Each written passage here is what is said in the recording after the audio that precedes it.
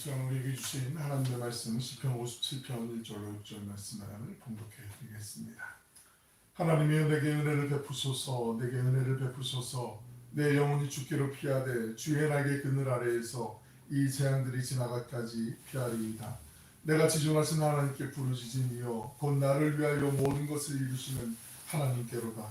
그가 하늘에서 보내사 나를 삼키려는 자의 비방에서 나를 구원하실지라. 하나님이 그의 인자와 진리를 보내시리로다. 내 영혼이 사자들 가운데에서 살며 내가 불사르는 자들 중에 누웠으니 곧 사람의 아들들 중에라. 그들의 이는 창과 화살이요 그들의 혀는 날카로운 칼 같도다. 하나님이여 주는 하늘 위에 높이 들리시며 주의 영광이 온 세계 위에 높아지기를 원하나이다. 그들이 내 걸음을 막으려고 그물을 준비하였으니 내 영혼이 억울하도다. 그들이 내 앞에 웅덩이를 팠으나 자기들이 그 중에 빠졌도다. 아멘.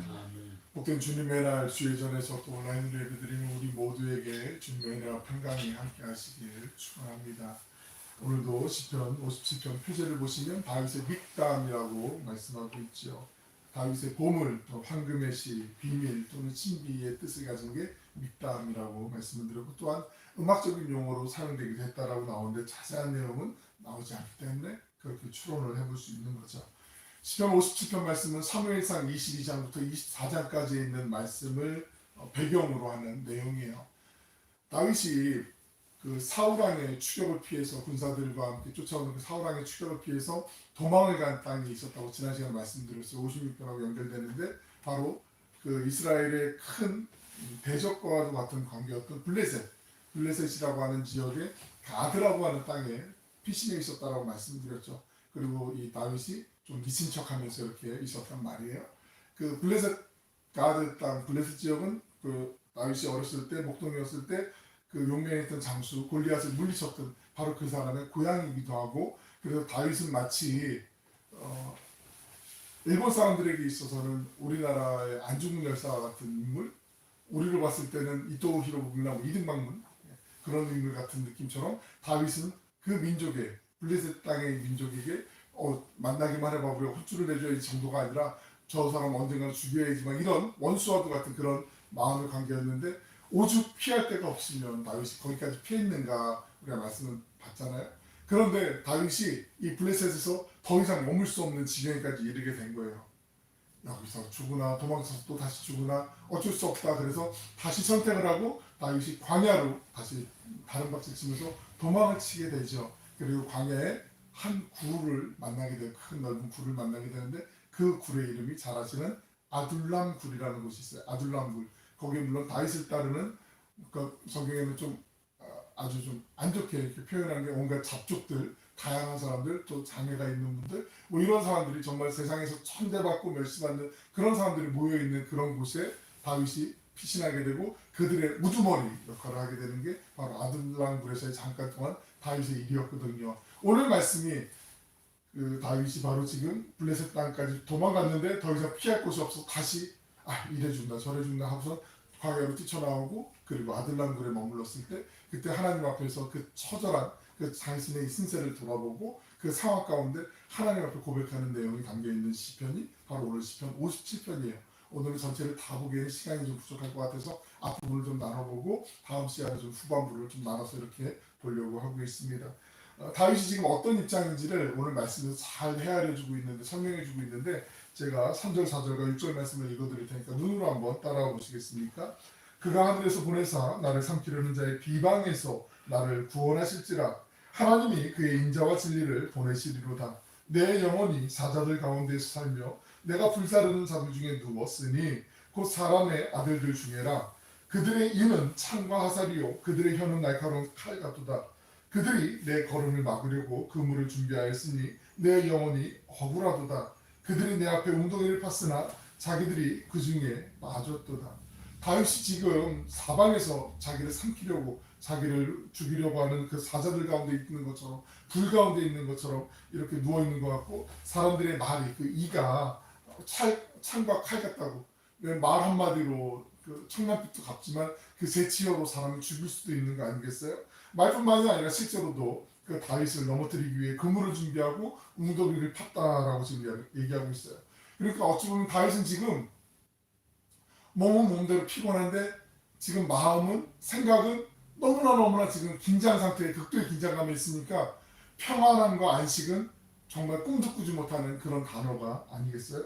하루하루가 전쟁이고 매 순간 살아남기 위해서 생존을 위해서 지금 사투를 벌여야 되는 그런 상황이란 말이죠.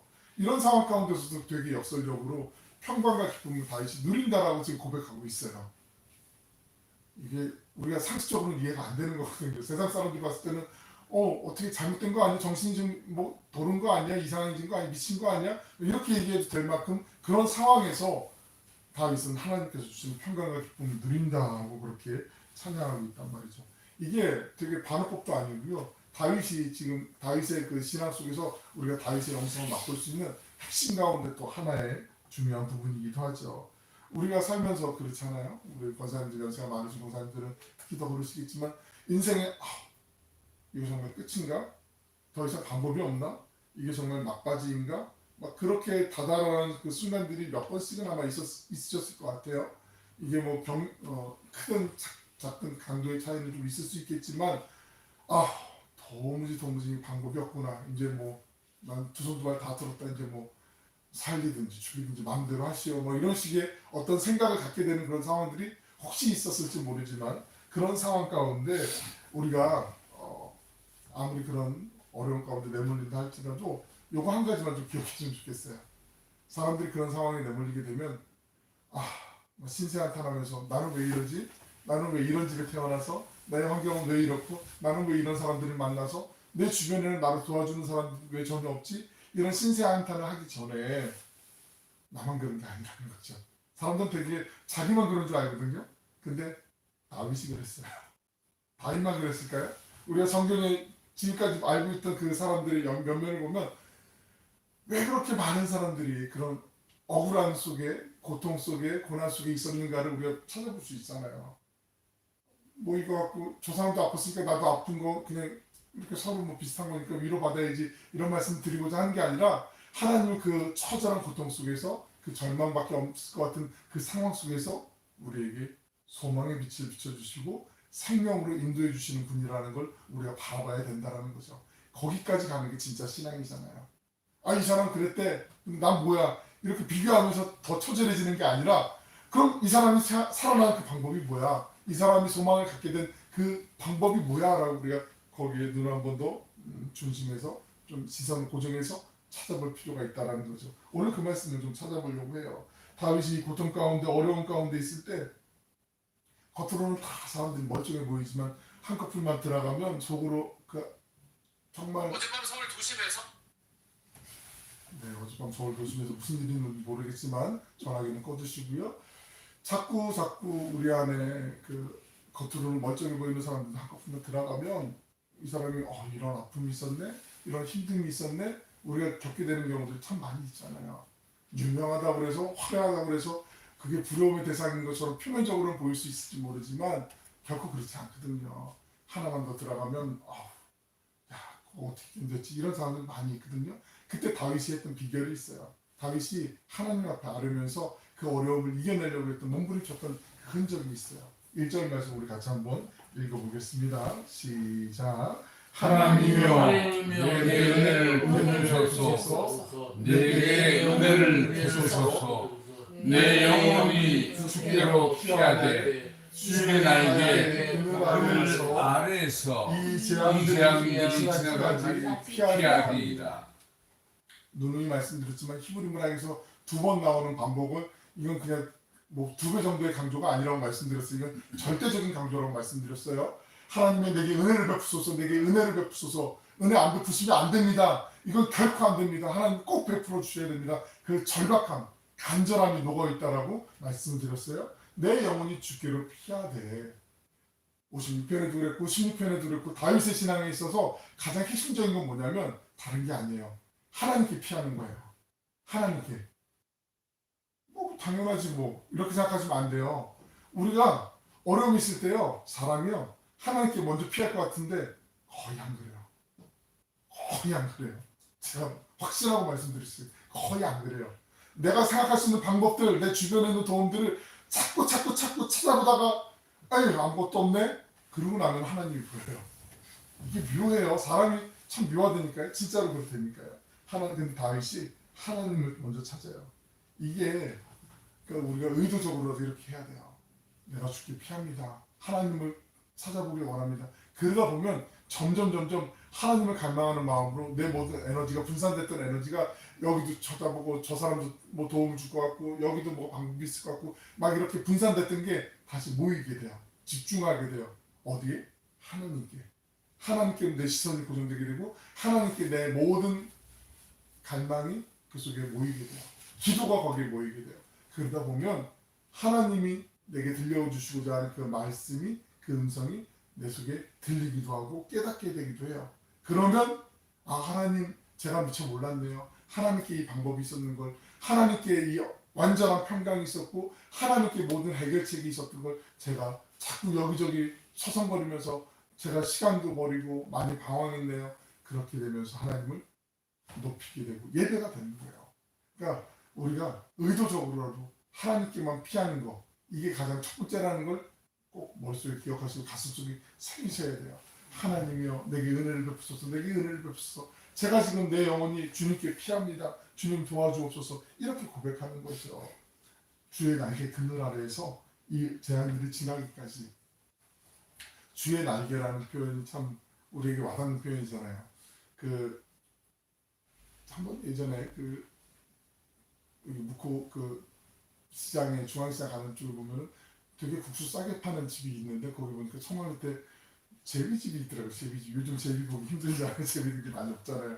근데 그 새끼들이 막 어미 제비가 오면은 먹이를 몰고 오니까 그러니까 그 몇 마리 아니라 한 세네 마리 된 것 같아요. 입을 그냥 쩍쩍 벌리면서 서로 막 엄마한테 나 배고프니까 나 빨리 먹이 좀 달라고 막 이렇게 하는데 한 번은 막 비가 많이 오는데 밖에 이제 천막 밑에 이렇게 쳤으니까 안전하잖아요. 그런데도 그 새끼를 보호하려고 그 비가 조금 이렇게 옆으로 들이치는 쪽에 어미가 이렇게 날개를 펴고 새끼들을 보호하는 장면을 보게 됐어요. 주의 날개 아래, 주의 날개 그늘 아래라는 게 바로 이런 거죠. 아무리 비가 많이 들이치고 폭풍우가 있다 할지라도 그 날개 아래에 있는 새끼 새들은, 그 어린 새들은 별 모르잖아요. 그냥 안전하잖아요. 평안하잖아요. 그 속에서 내가 평강을 누리게 되잖아요. 우리가 주님의 날개 아래 그늘을 피한다는 게 바로 이런 거거든요. 내가 하나님께로 피하면 내 주변에 에워싸고 있는 상황이 아무리 그냥 정말 모든 사방으로 진들이 다 적군으로 둘러싸인다고 할지라도 원수들로 둘러싸인다 할지라도 그 속에서 내가 주님 날개 아래 그늘 아래 피하면 평안함을 누리게 되는 거죠. 우리가 이 시편의 고백들을 다윗이 17편에도 고백하지만 오늘 말씀은 다시 한번 그렇게 고백하고 있어요. 주의 날개 아래 내가 피한다. 하나님밖에 없다라고 다시 한번 고백하는 거죠. 그런데 내가 주님 날개 아래 구합니다, 피합니다라고 얘기하는 거는 좀 전에도 말씀드렸지만 내가 할 수 있는 것들이 모두 다 사라졌을 때 사람은요 한 방법을 좀 찾다 보면 물에 빠지더라도 지푸라기 같은 게 하나 둥둥 떠다니면 저게 날 살려줄 것 같으니까 눈에 보이니까 그걸 잡으려고 해요. 어디서 뭐가 있으면 그걸 막 잡으려고 막 힘을 쓴단 말이에요. 그런데 그 모든 것이 무용지물인 걸 깨달아지면 내 힘으로 될 수 있는 게 없다 보면 그때 하나님께 피하거든요. 주의 날개 그늘 아래 피하는 게 바로 그런 거예요. 지금 내가 다윗이 하나님 더 이상 이제 안 되겠네요. 내 꾀로도 안 되겠네요. 사울의 지금 많은 그 병사들이 대적해 오고 있는 걸 내가 피하려고 싶은데 피할 수 있는 방법이 도무지 없습니다. 내가 하나님께로만 피하겠습니다. 그런 상황에서 하나님 앞에 고백하는 거. 주의 날개 그늘 아래 내가 내 영혼이 피합니다라고 그렇게 고백하고 있어요. 다윗의 기도를 보면 특징이 있는데 그 특징이 2절에 나오거든요. 2절 말씀 우리 같이 한번 읽어보실까요? 2절 말씀 시작. 내가 지존하신 하나님께 부르짖으며 곧 나를 위하여 모든 것을 이루시는 하나님께로다. 여기 오늘 말씀 핵심이 있는데 지존하신 하나님께 어떻게 한다고요? 부르짖으며 부르짖는다라는 기도를 하잖아요. 우리가 이 부르짖는다는 기도에 대해서 대표적으로 잘 알고 계신 말씀이 예레미야 33장 2절 3절에 있는 말씀이거든요. 2절 3절 말씀 같이 한번 읽어보실게요. 시작. 이를 행하시는 여호와 그것을 만들며 성취하시는 여호와 그의 이름을 여호와라 하시니가 이와 같이 이르시도다. 너는 내게 부르짖으라 내가 내게 응답하겠고 내가 알지 못하는 크고 은밀한 일을 내게 보이리라. 아멘. 예레미야 선지자가 부르짖어 기도할 때 하나님께서 그 일을 행하시고 그 일을 만드셔서 성취하신다고 고백하잖아요.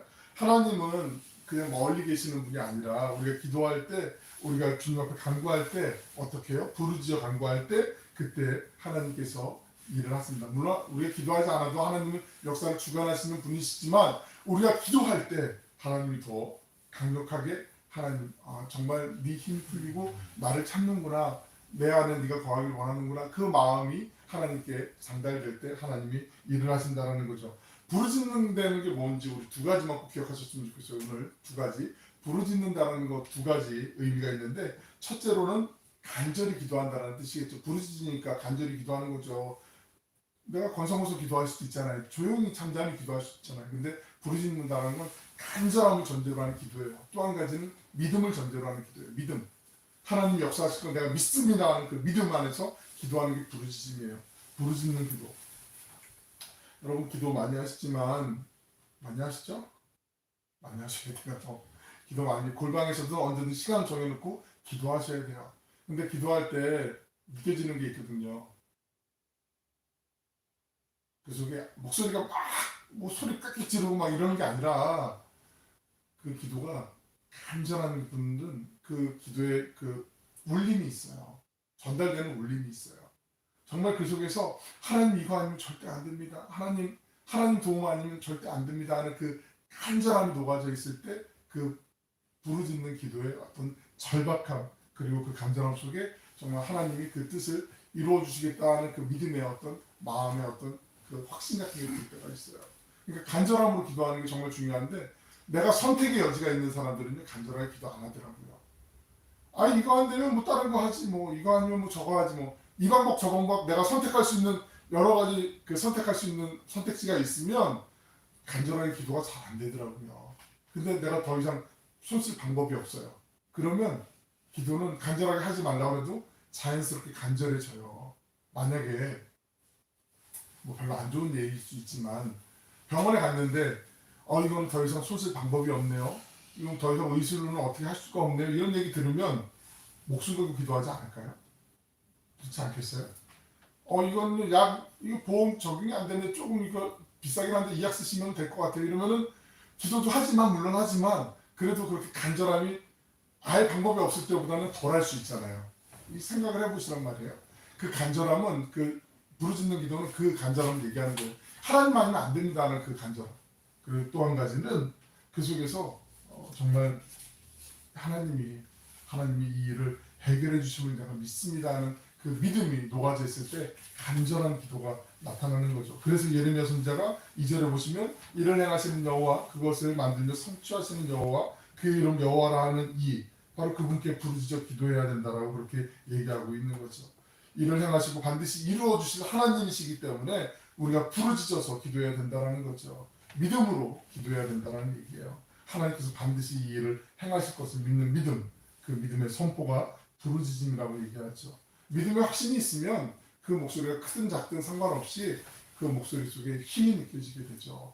이 사람이 정말 신뢰하고 있구나, 이 사람이 정말 하나님의 행하심을 기대하고 있구나 하는 그 울림이 전달되게 되어 있단 말이죠. 그렇지 않고 믿음이 없으면 기도를 하는데 그 말 끝이 좀 힘이 약하죠. 전달이 잘 안 되죠. 믿는 것 같기도 하고 아닌 것 같기도 하고, 하나님 들어주시면 감사하기도 하고 안 들어주시면 어쩔 수 없는 것 같기도 하고, 다른 걸 찾아봐야지 뭐, 약간 이런 것 같은 느낌이 들 수도 있다는 거죠. 근데 단호하게 부르짖어 기도하는 거, 그 간절함으로 믿음으로 기도하는 거, 이게 제일 중요하다. 왜냐하면 다윗이 이 기반으로 해서 하나님께서 주시는 은혜와 평강을 누렸기 때문에 우리가 어려움을 처한다 할지라도 다윗이 누렸던 이 은혜와 평강을 다윗만 누리는 게 아니라 우리도 누리라고 하나님 지금 다윗을 모범 삼아서 우리에게 보여주시는 거 아니겠어요? 시편 57편에서 우리에게 알려주는 것은 여호와께 부르짖어야 된다. 간절함으로, 믿음으로, 소리 꽥꽥 지르지 않아도 좋으니까 그 속에 정말 절박한 마음으로 꼭 하나님께서 전한 능력으로 인도하시면 제가 믿습니다. 그 믿음으로 간구하오니 하나님 하나님 방법을 일깨워 주시고 그 방법대로 인도해 주옵소서. 그 기도하는 거죠. 2절 하반절에 보시면, 곧 나를 위해 모든 것을 이루시는 하나님께로다 라고 다윗이 고백하고 있어요. 하나님께서 나를 위해서 모든 것을 이루어 주신다.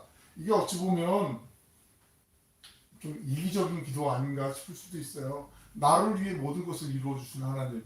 이 세상에 살고 있는 사람이 70억 명, 80억 명 가까이 되는데 그 많은 사람들 중에 하나님이 나만을 위해서 모든 것을 이루어 주신다? 이거 너무 자기 중심적이잖아요.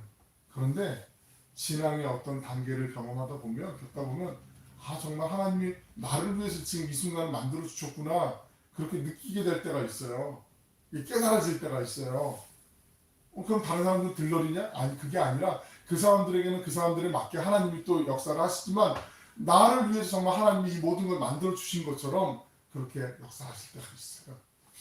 1999년도에 그 물론 모태신앙이긴 하지만 그 직장생활을 하다가 이제 신학대학원에 물론 모태신앙이기 때문에 어머님이 또 서운하셨다는 그런 것 때문에 늘 부담감이 있었지만 그 서운해도 제가 한 게 아니고 어머니가 한 거기 때문에 저는 뭐 안 가도 되지 않냐 이런 생각으로 신학교에 안 간다고 계속 그랬는데 그때 그 2000년을 맞이하면서 준비하면서 교회에서 이제 부흥회를 이제 준비를 하고 막 했는데 많은 분들이 열심히 분주하게 준비를 했는데 저도 그렇게 느꼈고 주변에 계신 다른 분들도 다 그렇게 느꼈고 수백 명이 그렇게 느꼈는데 그 집회 그 3박 4일 동안 집회가 주일 전부터 수요일 전까지 하는 그 집회가 마치 저 하나를 위해서 준비한 집회처럼 근데 저만 느낀 게 아니라 다 전도사님 되시라고 지금 이렇게 집회를 만들어 주신 것 같아요. 저그 꽤 유명한 부흥 강사 감독님이 오셨는데 저는 그 정가대 지휘를 하고 있었을 때거든요. 그때는 그냥 근데 이제 정가대 찬양 맞췄으니까 맨 뒤에 가서 가운 벗고 이제 더우니까 좀 이렇게 편안하게 예배 드리고 그럼 저는 가면 되겠다 생각했는데 감독님이 갑자기 맨 앞으로 부르셔가지고 거기에 자 끝날 때까지 여기 앉아 있어요. 그러면서 이제 하는데 은혜를 하나님이 그 속에서 부어주시는데 거부할 수 없는 그 옛날 어렸을 때부터의 기억을 막 다시 떠올리게 하시면서 이 신학교 가야 되는구나 그러면서 신학교를 지원하게 되고 드라마틱하게 정말 준비도 안 하고 있었는데 그러고 나서 신학교하고 마지막 날 원서 마감하기 마지막 날인데 그 집회가 끝나면서 그 12월 초였는데 그때 다시 지원해서 정말 그 자리에 딱 들어가게 되고 그래서 이 길까지 왔어요. 그러니까 어찌 보면 나를 위하여 모든 것을 이루시는 하나님께로다. 이게 맛보지 않으면 체험하지 않으면 이게 무슨 얘기인지 모를 수 있는데 내가 하나님을 전적으로 신뢰하다 보면 이 상황들이 하나님이 나를 위해서 준비해 주신 것처럼 느껴지고 정말 그런 상황들이 맛보게 될 때가 있어요. 다윗이 지금 이런 상황이란 말이에요. 나는 정말 지금 방법이 아무것도 없는 상황인데 나는 지금 죽음이 지금 풍전등화 같은 상황인데 하나님이 나를 위해서 이 모든 것들을 이루어 주시는구나 그 믿음이 있어요. 확신이 있어요. 그 속에서 하나님이 역사하실 것을 기대하는 그 마음까지 나아가는 거. 그러니까 우리의 신앙이요. 예전에 누렸던 것들을 계속해서 오늘도 되새기면서 또 앞으로도 주실 것을 기대하면서 나아가는 거. 이게 얼마나 큰 은혜인지 모르겠어요. 그 믿음이 우리 안에 넘쳐나시기를 축복합니다. 오늘 우리가 다윗이 부르짖는 기도, 그 기도가 우리가 다른 거 생각하지 마시고 요것만 생각했으면 좋겠어요. 우리가 지금 기도해야 될 게 참 많이 있잖아요. 개인적으로도 그러실 거고 가족적으로도 가정적으로도 그러실 거고 우리의 또 신앙 공동체를 위해서도 그렇고 우리 나라를 위해서도 또 기도할 거리들이 많이 있잖아요. 그 속에서 다윗이 누릴 수 있었던 그 기쁨, 그 감사, 그 속에서 느꼈던 그 평안함은 비결은 다른 데 있지 않고 하나님 앞에 그 간절함으로 하나님 아니면 저는 안 됩니다라는 그 간절함과 하나님이 하실 줄 믿습니다. 하나님께서 일하실 줄 믿습니다라는 그 믿음 안에서 기도했던 거. 그 기도를 붙잡는 거죠. 우리가 그리고 그 기도의 사람이 되어야 되는 거죠. 아침에 눈을 뜰 때도 하나님 오늘도 하루를 주셔서 감사합니다. 이 복된 선물을 주신 거 얼마나 감사한지요. 잠자리에 들기 전에도 너무 무거운 기도하지 마시고 잠을 설칠 수도 있으니까 가볍게 하나님 오늘 하루도 하나님 안에서 이렇게 머물 수 있게 하시는 거 감사하고 숙면을 취하고 또 내일 아침 새로운 새날을 기쁨으로 맞이하게 하옵소서. 기도할 때 또 그 속에서 하나님 오늘 제가 실수도 많이 했네요. 제가 부끄러운 모습이 있었네요. 그럴 때 좀 겸손히 내려놓고 내일을 또 발전적인 날을 기대하면서 또 하나님 앞에 기도하는 거. 시간을 정해놓고 점점 기도하다 보면 기도의 그 스펙트럼이라고 하죠. 내가 또 중보적으로 기도할 수 있는 거, 선교사님들을 위해서도 그렇고 내 주변의 지인들을 위해서도 그렇고 뭐 가족을 위해서는 당연히 가족만큼 자기가 기도하는 게 없잖아요. 그렇지 않겠어요? 가족을 위해서 누가 제일 많이 기도할까요? 목사가 기도하지 않아요? 자기 가족을 위해서 자기가 제일 많이 기도하잖아요. 부모님이 제일 많이 기도하고 자녀들이 제일 많이 기도하잖아요. 그 기도하면서 점점 이 간절함과 믿음으로 기도하다 보면 기도가 넓어지게 돼 있고 깊어지게 돼 있고 더 멀리까지 나아가게 되어 있는 거죠.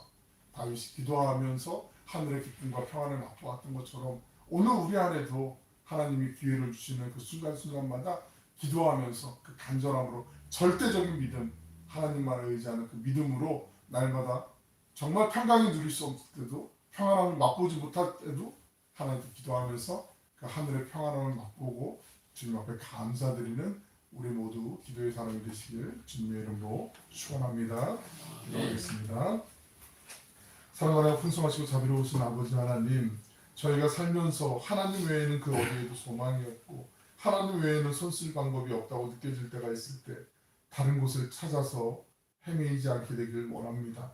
생명의 주인이 되시고 살아계신 하나님께 부르짖어 기도할 수 있도록 하나님 지혜를 주시고 믿음을 주시고 용기를 허락하여 주시길 원합니다. 저희에게는 하나님 외에는 소망이 없음을 바라볼 수 있도록 믿음의 눈을 뜨게 하여 주시길 원합니다. 때로는 어려운 시절 간절함과 그 믿음으로 하나님께 부르짖게 하여 주시고 하나님께서 하늘로서 내려주시는 그 응답을 받는 믿음의 주인공들 되게 하여 주시옵소서. 감사드리며 예수님의 이름으로 기도 올려옵나이다. 아멘. 아멘.